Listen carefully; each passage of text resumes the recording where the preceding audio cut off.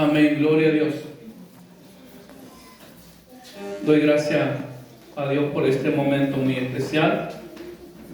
Además de que estamos en su casa, que está nuestra hija, nuestra bebé está con nosotros. Y para mí es una bendición. Cada vez que leo el Salmos que dice: mi embrión vieron tus ojos, y en tu libro estaban escritas todas aquellas cosas acerca de mí. Dice la palabra que cuando nosotros estábamos en el vientre de nuestra madre, nos estábamos formando, dice que Él nos observaba, Él nos estaba viendo, Él nos ha formado con sus propias manos, nos ha formado en el vientre de nuestra madre. Qué privilegio, qué bendición que tenemos, amén. Y dice: y en tu libro estaban escritas todas aquellas cosas. En el libro del Señor, en la mente del Señor, usted y yo hemos estado desde antes de la fundación del mundo. Hemos estado en sus planes, hemos estado en sus propósitos. No es una casualidad, no es un accidente que estemos aquí. Estamos aquí por los planes, por los propósitos eternos de nuestro Señor. Qué privilegiados que somos, amén. Amén. Bien, vamos a continuar. El domingo pasado habíamos hablado un poco acerca del gozo, que no es una elección estar contento. El Señor no nos pregunta si queremos o no queremos, sino que el Señor nos ha dado un mandamiento, nos ha dado una ordenanza, que como hijos suyos debemos reflejar el gozo, la alegría, la paz de nuestro Señor en nuestras vidas, en todo momento, en toda circunstancia, en toda dificultad. Hemos visto por la palabra cómo el Señor nos ha prometido que el gozo de Él estaría en nosotros y que no habría prueba, no habría problema, no habría dificultad que pudieran apagar ese gozo. Luego hemos visto en el libro de Hechos cómo esa promesa del Señor se ha cumplido en los apóstoles, cuando dice que ellos han salido del concilio gozosos después de haber sido azotados, después de haber sido torturados, después de haber sido bofetados. Ellos salieron contentos, gozosos, alabando y dando gloria a Dios. Entonces podemos ver que la palabra del Señor se cumple. La palabra del Señor se ha cumplido sobre los apóstoles, y la palabra del Señor también puede, y Dios desea, y es su voluntad, que se cumpla en nuestras vidas. Amén. Que podamos estar siempre gozosos, que podamos estar siempre contentos, independientemente de situaciones, de circunstancias o de problemas. Amén. Ahora, la pregunta es que quiero desarrollar esta noche: ¿por qué eso no se cumple en nuestras vidas? ¿O por qué no vemos como los apóstoles del Señor y como tantos hijos de Él? ¿Por qué no vemos esa promesa haciéndose la realidad en nuestras vidas? ¿Por qué a veces no estamos contentos? ¿Por qué cualquier problema, por qué cualquier dificultad nos quita la paz, nos quita el gozo y entramos en una desesperación? Entramos en una angustia, caemos en duda, caemos en incredulidad. ¿Por qué? ¿Qué sucede? Esta noche vamos a ver el motivo, algunos de los motivos, razones principales por las cuales muchas veces esa promesa del Señor no se cumple en nuestras vidas. Amén. Vayamos por favor al libro de Filipenses, capítulo 4.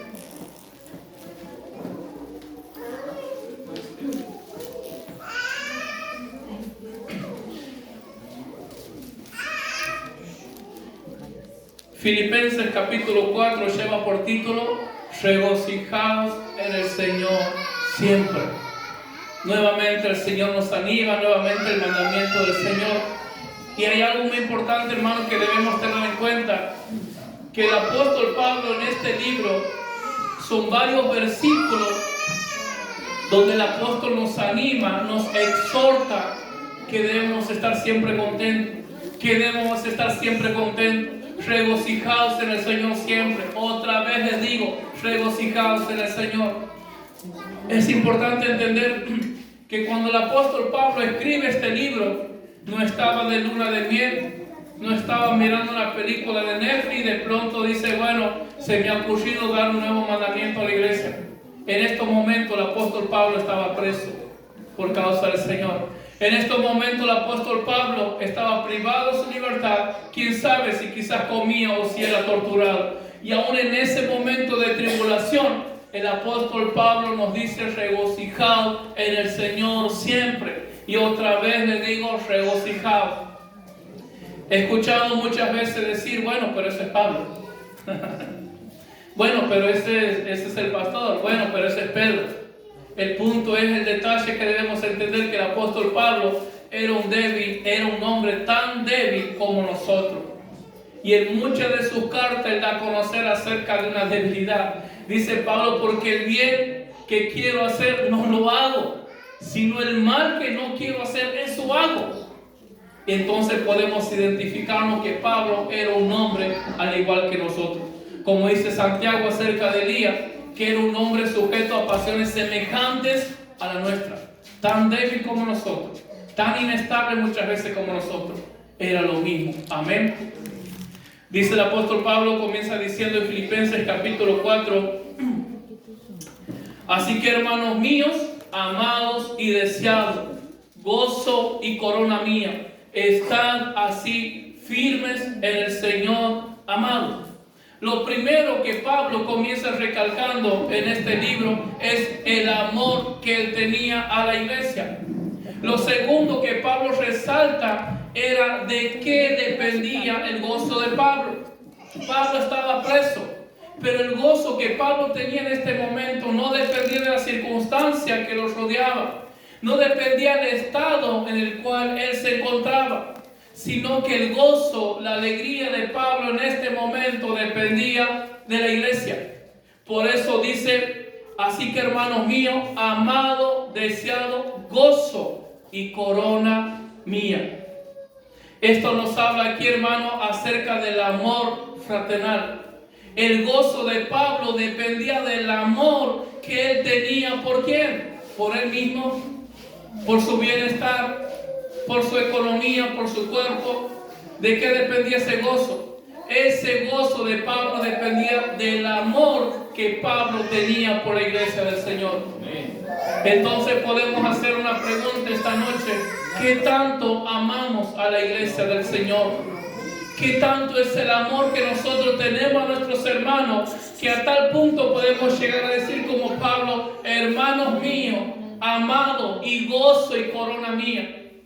Hermano, es el deseo del Señor que el amor en nosotros debe estar primero y principal hacia Él, y en segundo lugar por la iglesia, por nuestros hermanos.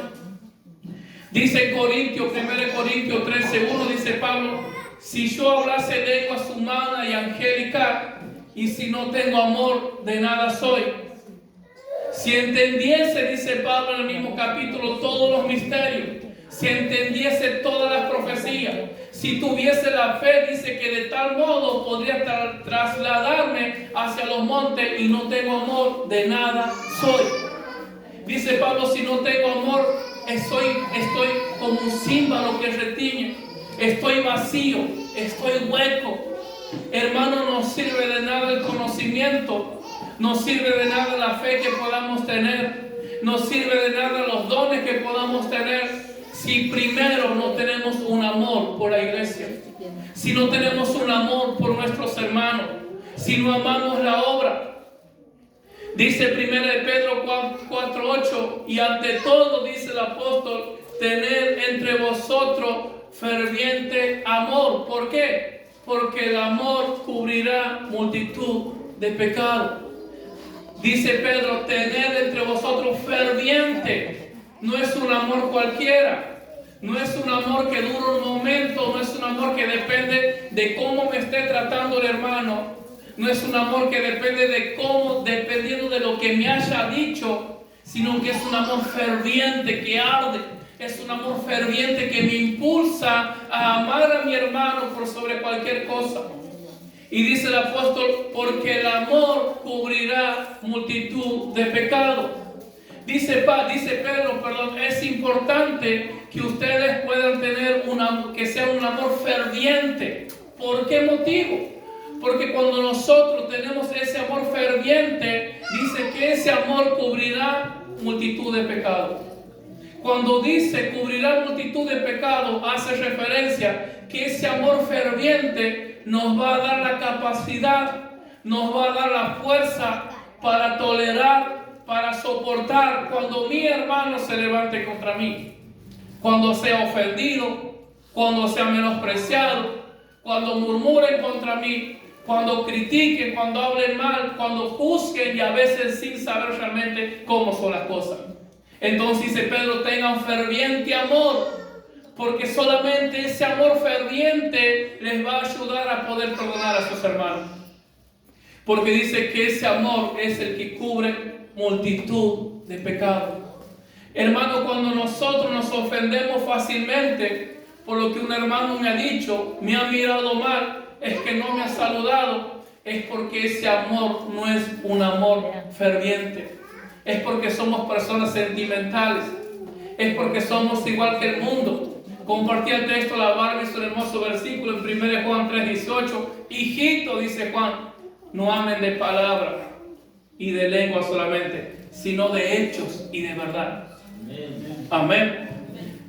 Dice la palabra en 1 de Pedro 1:22, habiendo purificado vuestras almas por la obediencia a la verdad mediante el Espíritu para el amor fraternal no fingido. Amaos unos a otros entrañablemente de corazón puro. El primer requisito para que podamos gozar, disfrutar del gozo del Señor, tenemos que aprender a amar a nuestros hermanos con un amor puro, con un amor, dice, no fingido. Un amor no es, bueno, nos reunimos hoy, vamos a tomar unas mates, cuento unos chistes, una sonrisa, un abrazo. Eso no es un amor sincero, eso es parte. Yo puedo estar con usted, puedo reírme, lo puedo abrazar, puedo hablar, pero en mi corazón yo puedo estar siendo indiferente, en mi corazón puedo tener rencor, puedo tener resentimiento contra usted, y eso no es el amor que proviene de Dios. Dios dice que nuestro amor sea sin fingimiento. Ahora, ¿cómo es posible que ese amor sin fingimiento esté en nosotros?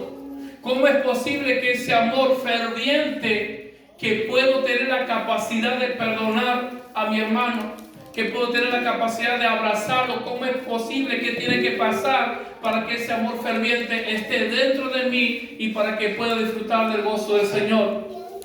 Nos da la clave el apóstol Pedro, dice, habiendo purificado vuestras almas por la obediencia a la verdad mediante el Espíritu Santo de Dios. Nunca vamos a poder tener amor sincero, nunca vamos a tener amor ferviente, un amor con capacidad de perdonar, si primero no somos obedientes a la palabra de Dios. Dice, habiendo purificado vuestras almas. ¿Por qué? Por la obediencia a la palabra.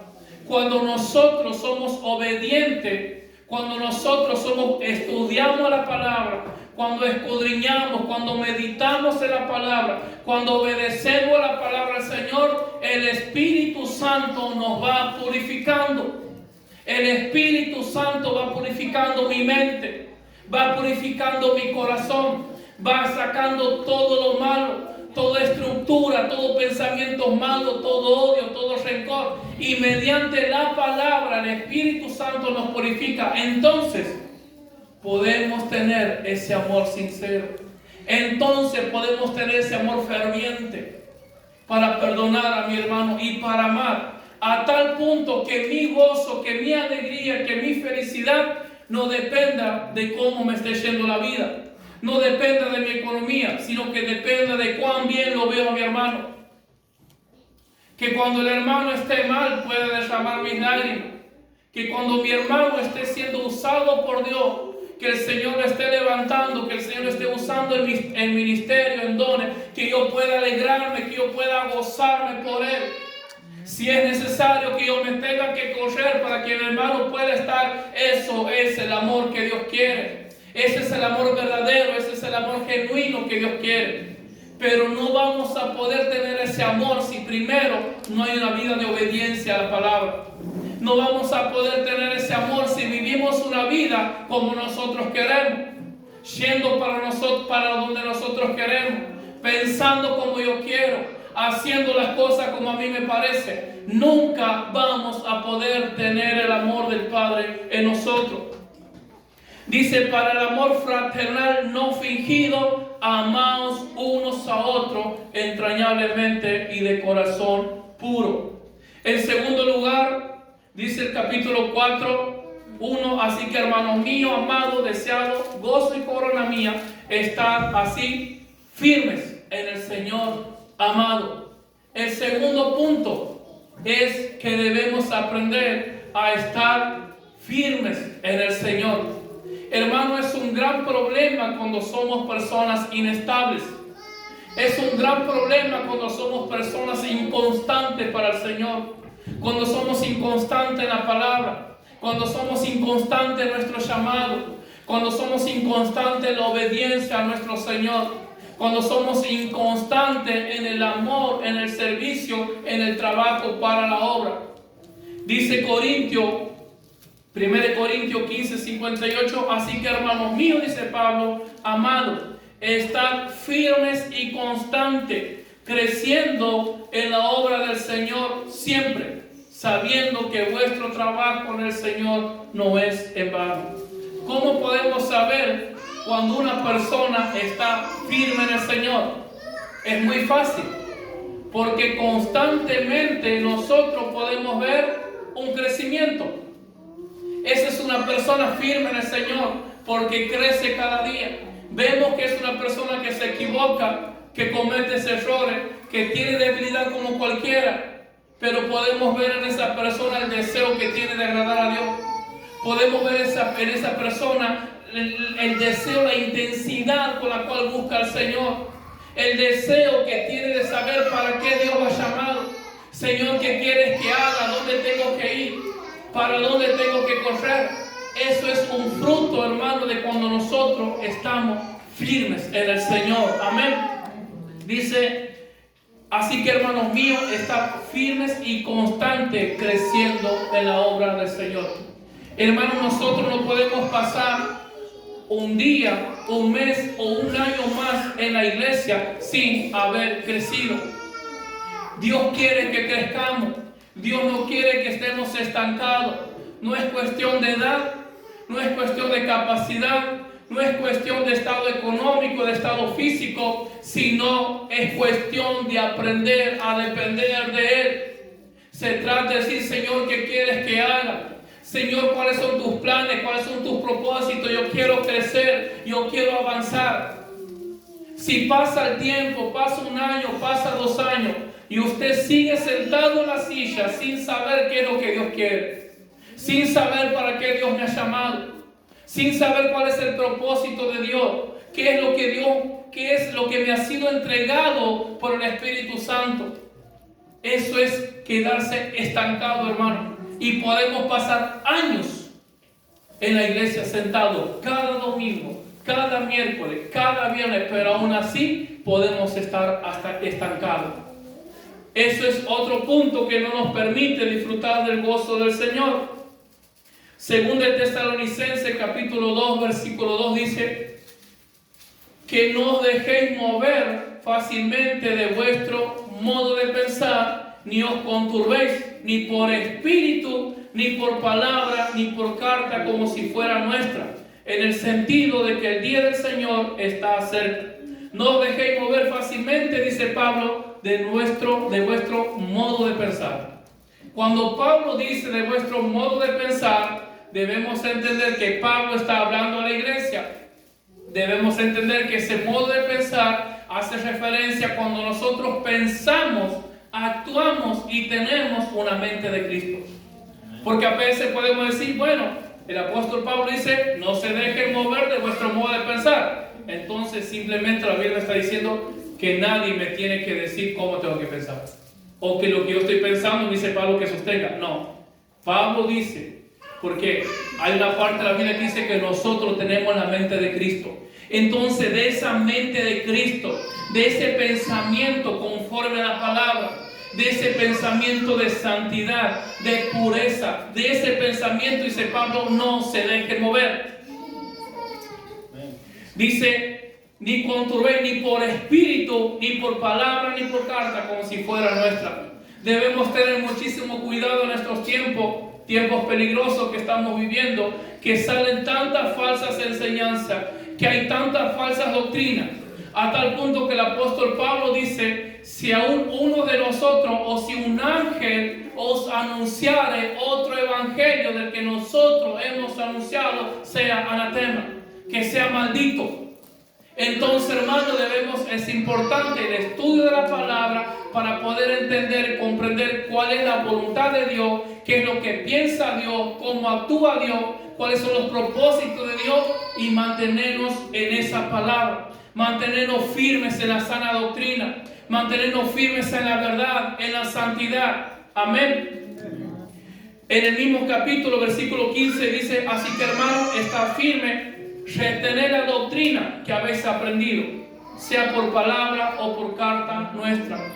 Hermanos, para poder disfrutar del gozo del Señor, debemos aprender y es necesario retener la sana doctrina.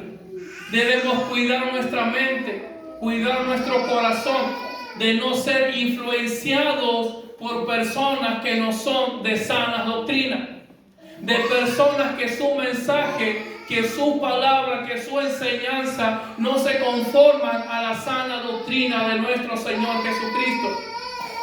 De personas que solamente lo que hacen es despertar el ego de la persona para hacerla sentir bien.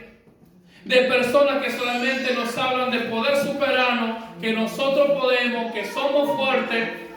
El otro día hablaba con un hermano y escuchaba a alguien que decía que nosotros no somos inferiores a Dios, sino que somos una extensión de Dios. De ese tipo de cosas nosotros tenemos que tener cuidado.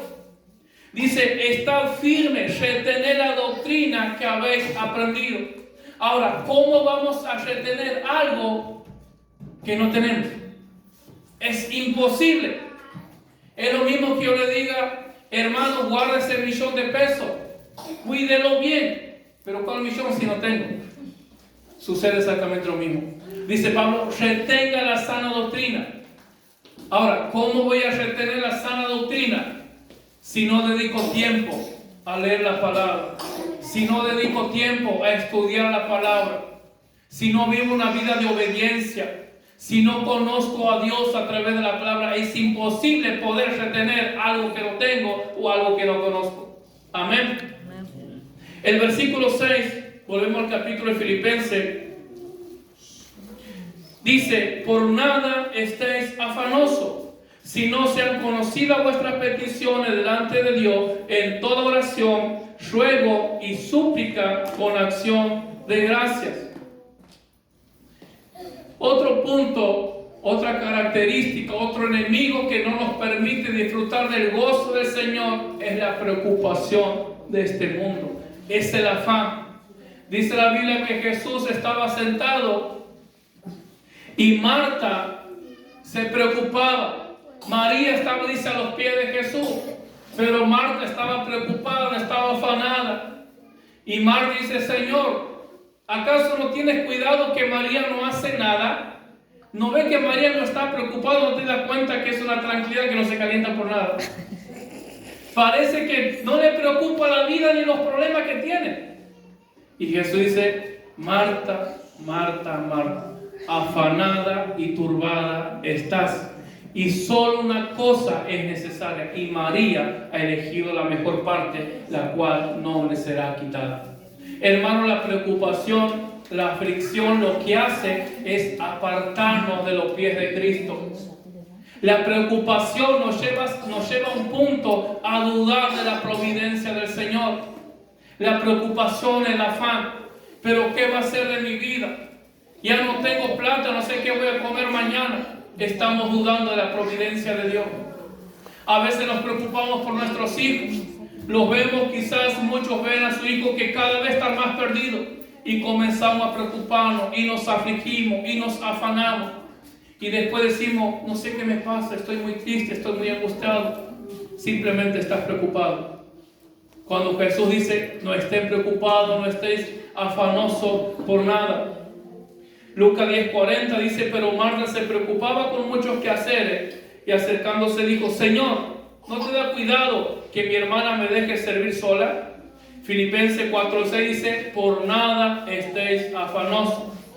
Primera de Pedro 5:7 dice: echad toda vuestra ansiedad delante de Él, porque Él tiene cuidado de vosotros. ¿Cuánto nos cuesta estar tranquilos? ¿Cuánto nos cuesta entender que nosotros, por más que nos preocupemos, por más que nos afanemos, el problema no se va a solucionar? Encima eso es lo peor, que nos preocupamos y no se soluciona. Nos preocupamos, nos afanamos. Y ya peleó con mi esposa, ya lo maltrato a mi hijo. ¿Por qué? Porque la preocupación, porque el afán está gobernando mi vida. Y el Señor está ahí mirando y diciendo, bueno, no puedo hacer nada. Si crees que con tu preocupación vas a solucionar, si crees que con tu preocupación vas a cambiar a tu esposo, que por tu preocupación vas a cambiar tu esposa, vas a cambiar tu familia, bueno, adelante, yo te dejo. Y nos golpeamos una y otra vez, y estamos heridos y nos quebramos y nos corre la sangre y llegamos arrastrados, quebrados. No sé qué me pasa, no sé dónde está el Señor, parece que el Señor no me quiere. Es que el Señor te ha dicho, vos no te tienes que preocupar. Echad vuestras cargas delante de Él, porque Él tiene cuidado de vosotros. Hermanos, aprendamos a descansar en el Señor. El problema es que no hemos aprendido ese principio. Cuando estamos preocupados, cuando estamos afanados, simple y sencillamente estamos dudando de Dios. Estamos dudando de su providencia. Estamos dudando de su poder. Y estamos diciendo, Señor, vos no puedes cambiar a nadie. Pero en cambio, si yo me preocupo, si yo me aflijo, yo voy a cambiar a mi hijo. Si yo me preocupo, si yo me aflijo, yo voy a cambiar a mi pareja, mi matrimonio va a estar mejor. Pero el Señor dice, no, es que yo quiero que vos estés tranquila. Yo quiero que vos estés gozoso. Yo quiero que simplemente te deleites en mi palabra, te deleites en mi presencia. Déjame que yo me encargo. Dame tu hijo, dame tu matrimonio, dame tu esposo, dame tu esposa, déjalo en mis manos.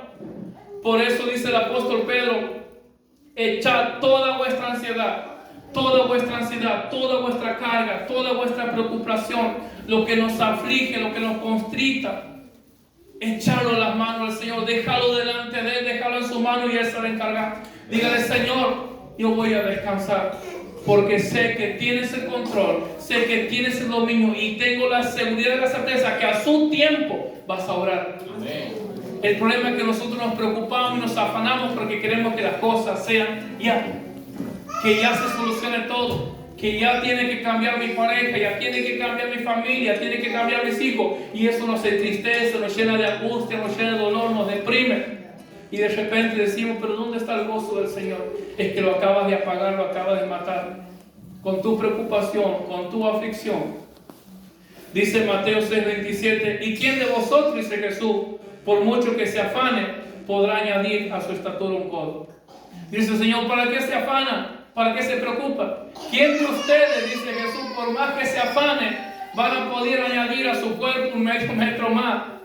En otras versiones dice, ¿quién de ustedes, por más que se afane, podrán añadir una hora más de vida al que tiene? No vamos a poder. Jesús nos dice que no tiene sentido que se preocupe. No tiene sentido lo que el enemigo hace, y la herramienta es un arma mortal que el enemigo utiliza contra nosotros, la preocupación.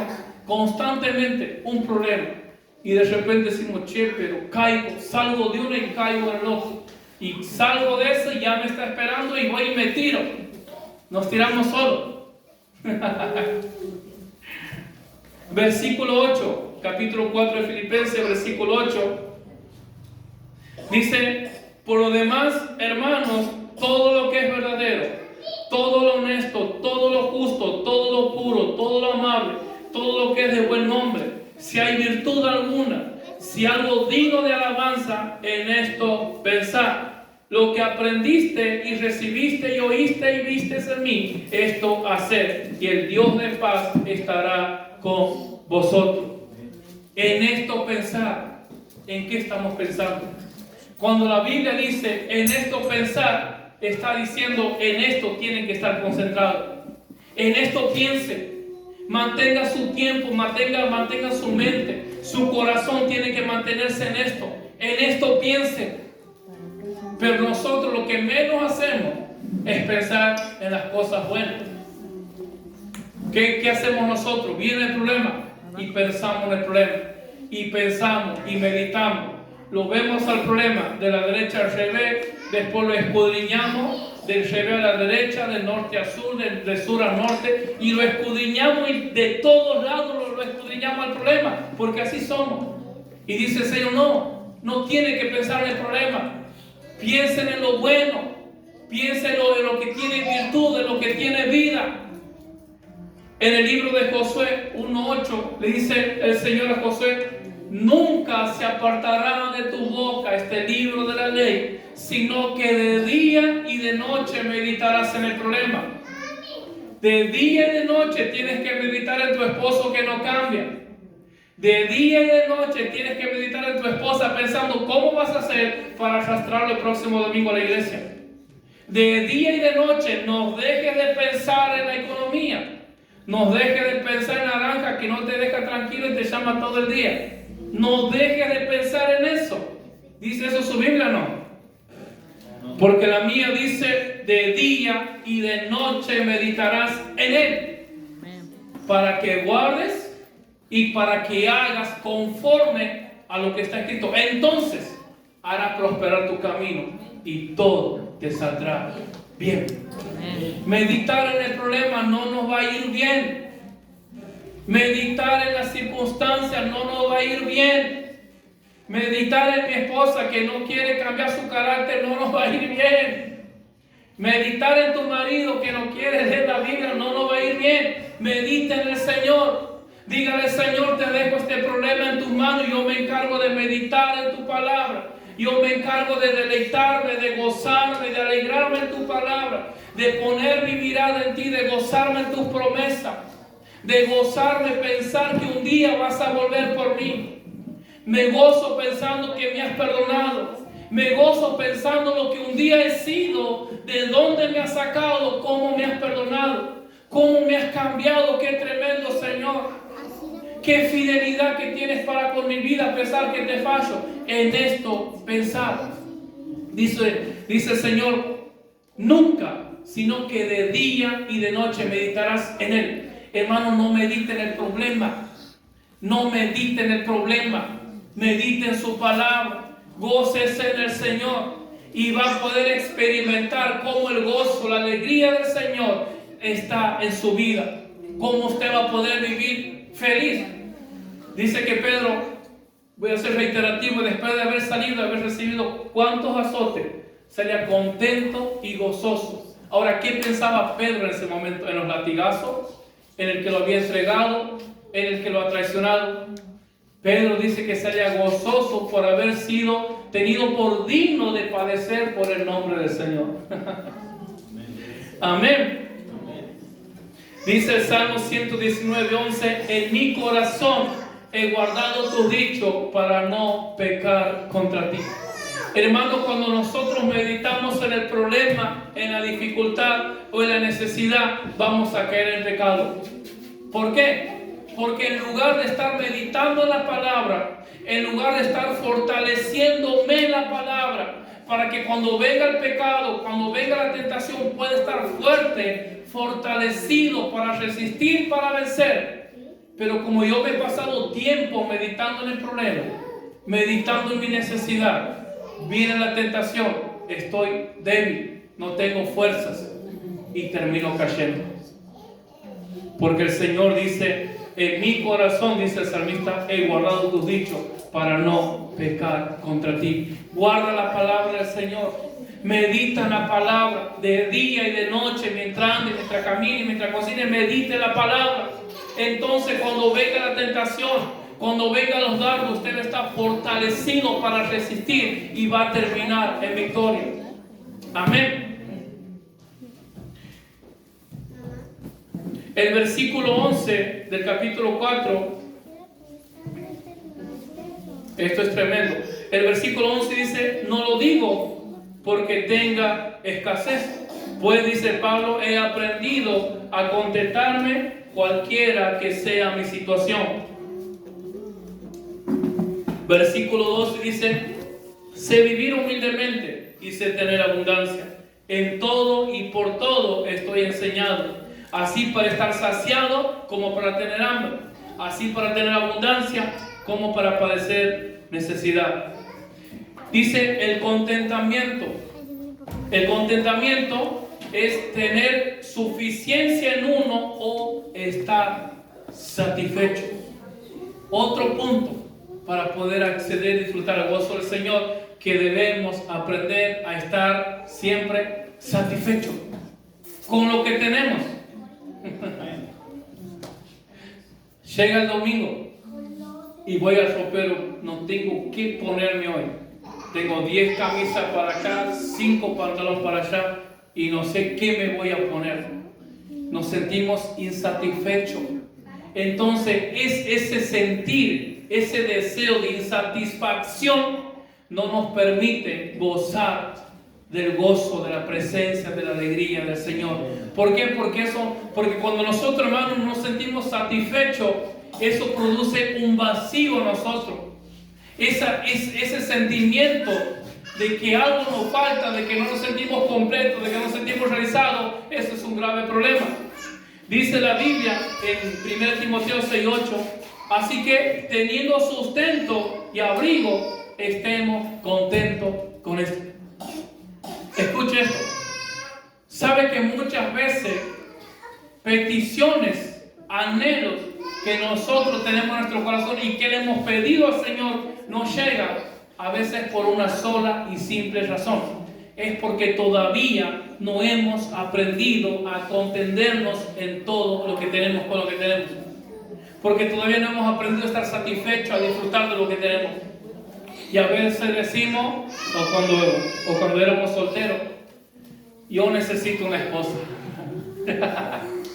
Entonces yo sé que cuando tengo una esposa yo voy a estar bien. Y llega el momento y tenemos una esposa y nos damos cuenta que no era eso lo que necesitamos.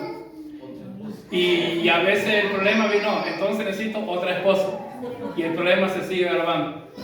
O a veces tenemos una necesidad, por ejemplo, de un vehículo. Ay, si yo tuviera un auto, yo creo que andaría más tranquilo, más en paz, porque me lo puedo mover para la iglesia, no voy a poder estar esperando el colectivo. Y nos preocupamos y nos hacemos problemas y ya discutimos porque siempre lo mismo. Y con los chicos llega el auto y nos seguimos sintiendo el mismo vacío, nos seguimos sintiendo el mismo miserable de siempre, porque no hay nada que pueda satisfacernos. Dice Hebreos 13:5, sean vuestras costumbres sin avaricia, contentos con lo que tenéis ahora, porque Él dijo, no te desampararé ni te dejaré. Hermano, estemos contentos, demos gracias a Dios lo que tenemos y disfrutemos de eso. Si Dios me ha dado una bici, disfruto de mi bici contento y gozoso. Si Dios me da un auto, disfruto del auto. ¿Sabe qué es lo peor? Que a veces de las bendiciones que Dios nos ha dado, a veces nos molestamos y nos enojamos y es causa de enojo. ¿Cuántas veces hemos dicho, o muchos dicen, este chico ya me tiene cansado, ya me tiene harto, ya no lo soporto? Y eso es una bendición que nos ha dado Dios. Y vamos a rendir cuenta de eso. Ya me tiene harto, ya no lo soporto, esta criatura me tiene cansado. O a veces este tipo, haciendo referencia a la esposa, ya no sé cómo hablar. Es duro, no entiende el tipo. Ya me tiene cansado, ya no sé cómo hablar. Se olvida de todo. De todo se olvida, no se acuerda. O a veces el hombre, esta mujer que pesada, que me carcome la cabeza, no me deja en paz, no me deja tranquilo. Estamos descontentos con lo que Dios nos ha dado. Y hasta que no aprendamos a disfrutar, hasta que no aprendamos a gozar, a valorar lo poco, lo mucho, lo que tenemos ahora, Dios nos puede añadir bendiciones. Usted imagínese si yo me molestara con la bebé. Usted chico, ahora lo tengo que cargar, ahora lo tengo que cambiar. Vení, cambiarlo, voy a me tiene cansado. Un día vas a rendir cuenta delante de Dios por eso. Porque los hijos son regalos de Dios. Y Dios te ha dado para que los cuide, no para que los menosprecie. Y después no sabemos, no sé qué le pasa a este chico, todo el día grita y se enferma. Pero ¿cómo lo tratas? ¿Cuáles son tus palabras? ¿Lo bendices? ¿Oras por él? Amén. No voy a entrar más allá en eso. Pero hermanos, debemos aprender a contentarnos, dice Pablo, con lo que tenemos. Estén contentos, estén gozosos con eso. Denle gracias a Dios. Entonces nuestra oración te dice, Señor, ayúdame. Como decía Pablo, he aprendido a contentarme cualquiera que sea mi situación. Si tengo una taza de mate cocido, estoy feliz. Si mañana tengo un lomito, estoy contento. Si mañana tengo necesidad, sigo contento. Y si tengo demás también, porque he aprendido a contentarme cualquiera que sea mi situación. Usted imagínese si Pablo no hubiese aprendido eso. Y en este momento no estaría escribiendo esto porque él estaba preso. Y eso debemos orar y tener presente y decir: Señor, ayúdame a disfrutar. Ayúdame a valorar de las cosas que tú me has dado. Si me has dado una casa, si me has dado un hijo, si tengo un sueldo, lo que sea, debemos aprender a ser agradecidos por Dios. Y a veces las bendiciones o la añadidura de Dios no va a llegar si primero no aprendemos a valorar lo que tenemos. Porque dice Dios: ¿para qué te voy a dar más si lo que tienes no has aprendido a cuidarlo? Usted imagínese que el día de mañana usted le compre una remera a su hijo. Y usted va y dice: hijo, mira, te he llegado esto para usted con todo el amor, con todo sacrificio. Ah, bueno, papi, gracias. Lo tira a la remera. Y mañana: papi, quiero que me regale un traje. No, error. No has cuidado lo poco que te he dado, entonces ¿por qué pides más? Dice la palabra: si en lo poco fuiste fiel, sobre mucho te pondré. ¿Para qué un ministerio si todavía no hemos aprendido a ser fieles? ¿Para qué ministerio si todavía no hemos aprendido a servir en la obra? Si somos inconstantes. Yo quiero que Dios me use, que Dios me use. ¿Cuánto tiempo dedicas a la palabra? ¿Cuánto tiempo dedicas a la oración? Y queremos todo. No funciona así. Tenemos que aprender a valorar lo que tenemos. Amén. Versículo 13. Ahora, es bastante los requisitos que tenemos. El otro día tenía que hacer un trámite en la clínica para un beneficio de mi hija. Entonces voy y me presento, le digo: mire, este beneficio es para mi hija, pero la pregunta que yo hago: ¿cuáles son los requisitos? Me dice: bueno, tienes que traer esto, tu DNI de tu esposa. Al día siguiente vengo de mi casa olvidándome el DNI de mi esposa. Y me presento: sí, mire, vengo por este trámite, sí. Ay, ¿sabe qué? Me he olvidado el DNI de mi esposa, pero tengo aquí una foto. No, el requisito dice DNI, hermano. He tenido que volver. Con Dios es exactamente lo mismo, hermano. A veces queremos acceder a todos los misterios, queremos acceder a todas las bendiciones y a todo lo que Dios tiene, pero a veces no estamos dispuestos. A veces ni siquiera nos paramos a preguntar: bueno, a ver, ¿cuál es el requisito para acceder a esto? ¿Qué tengo que hacer? ¿Cuál es mi parte? Hay una parte que nos corresponde hacer a nosotros.